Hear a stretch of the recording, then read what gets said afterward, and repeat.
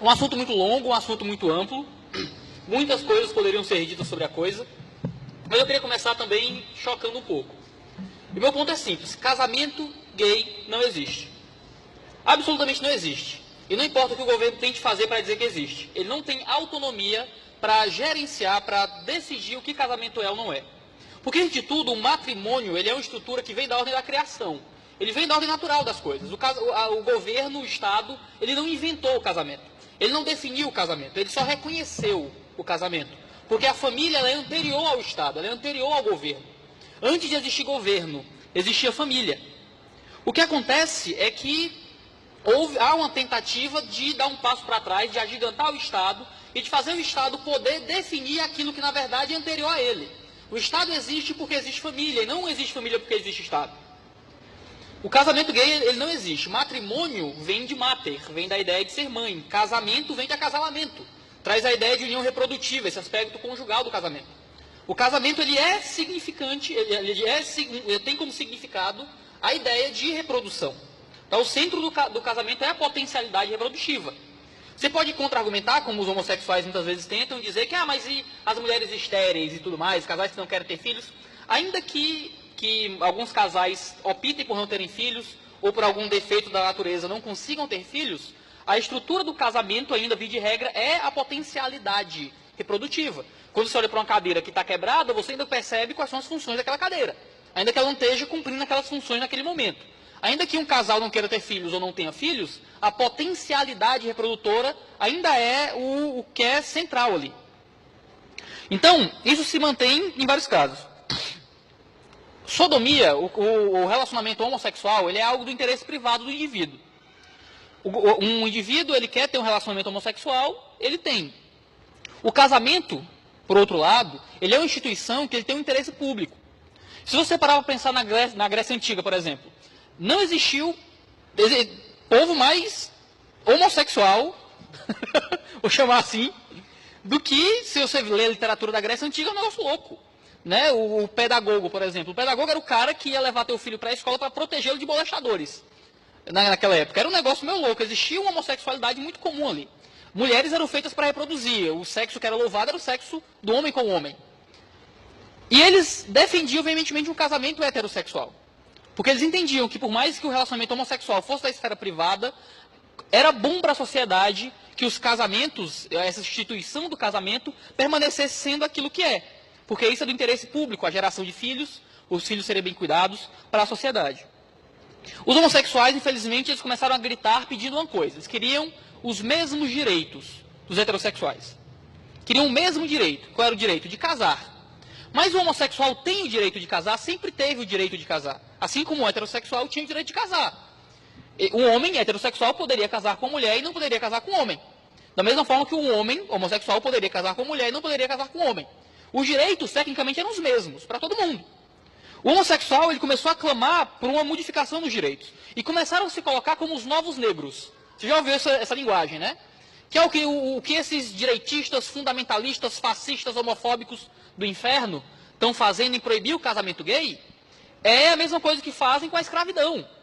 É a mesma coisa que fazem com não deixar a mulher votar antigamente. E isso é um discurso muito repetido pela esquerda. Só que é um discurso que não faz sentido, porque para você permitir que um negro vote, você não redefine o significado de voto.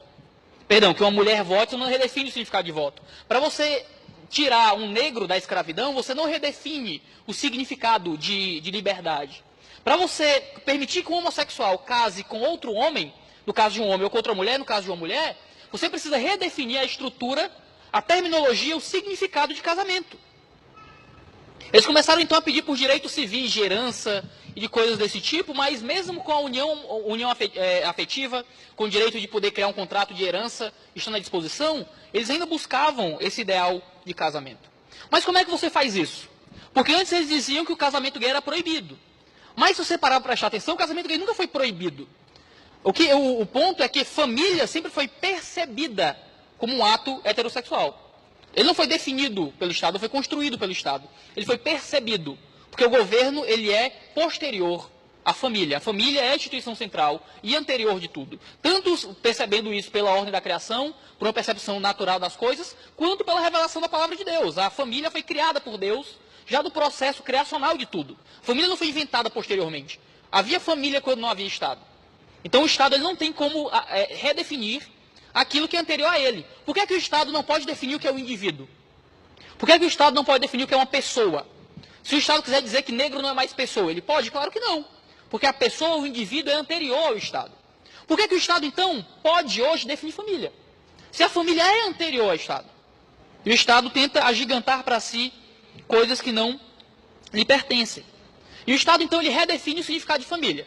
Família antes tinha um significado, o Estado, na canetada, redefine família para agora abarcar algo que antes não abarcava, que são uniões homossexuais.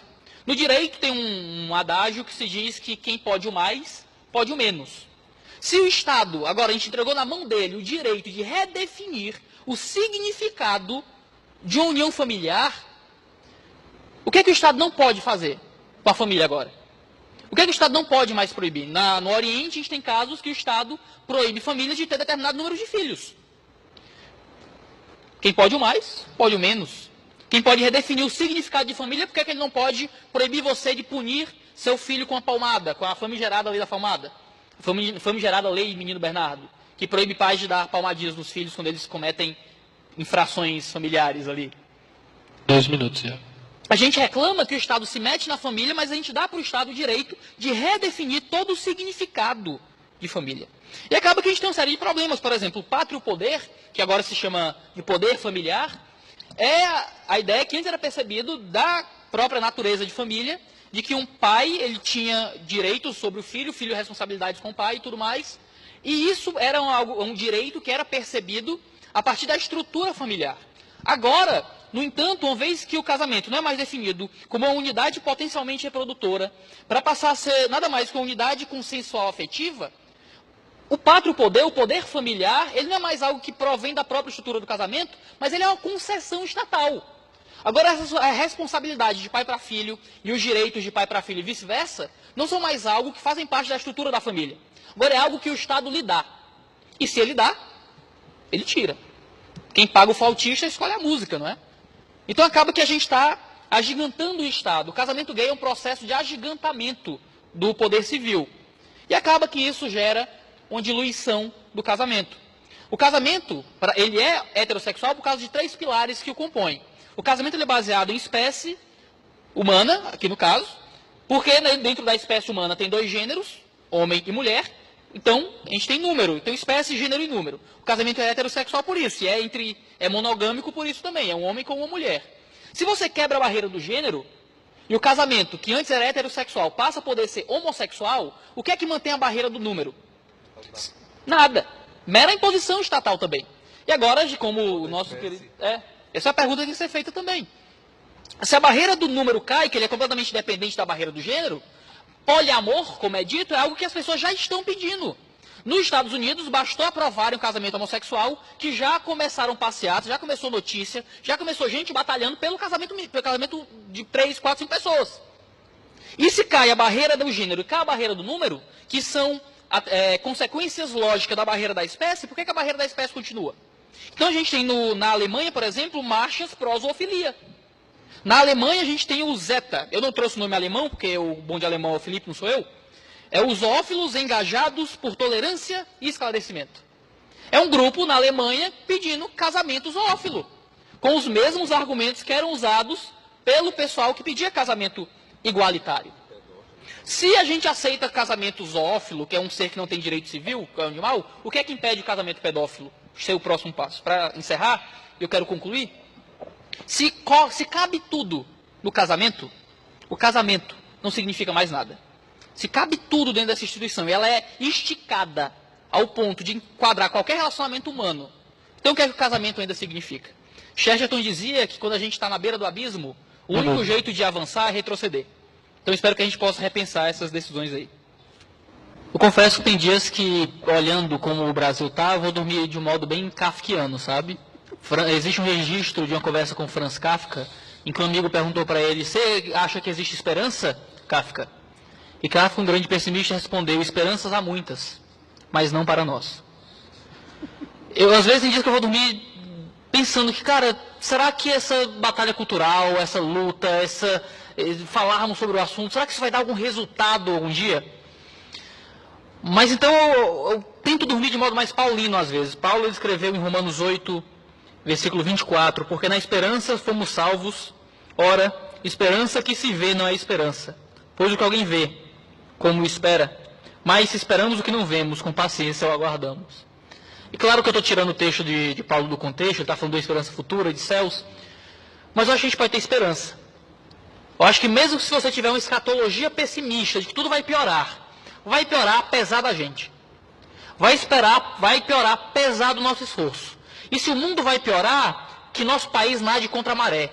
Se o mundo vai piorar, que nós sejamos aqueles poucos que vão andar contra o caminho do ódio, contra o caminho da destruição das esferas, contra o caminho de um Estado gigantesco, contra o caminho daqueles que destroem instituições milenares que são basilares para a construção da sociedade civil. E ainda que não haja esperança para nós, a gente batalha uma batalha que não é só nossa. A gente batalha uma batalha pelos nossos filhos, pelos nossos netos. A gente batalha uma luta pelo mundo que há de continuar, mesmo depois que nós formos.